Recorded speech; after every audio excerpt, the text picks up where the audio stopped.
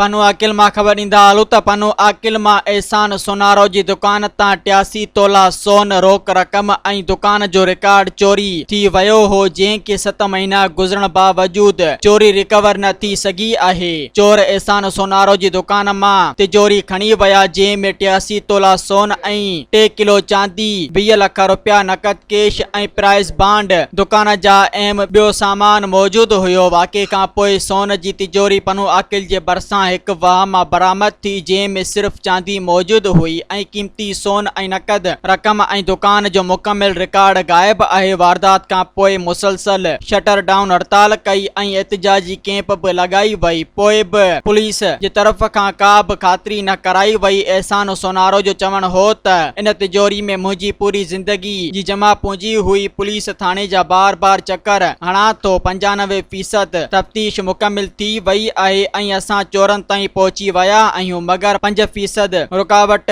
कहिड़ी आहे जंहिं करे मुंहिंजो सोन ऐं नक़द रक़म वापसि नथी ॾिनी वञे। एहतिजाज कंदे एहसान सोनारो DIG सखर, SSP सखर ऐं IG सिंध खां मुतालबो कयो त फौरी तौर ते चोरी थियल सामान, रोक रक़म ऐं सोन वापसि कराए ॾिनो वञे ऐं इंसाफ़ कयो वञे। सब्सक्राइब कयो अवामी न्यूज़ HD खे ऐं ताज़ा तरीन ख़बरुनि लाइ ॾिसंदा रहो अवामी न्यूज़ HD।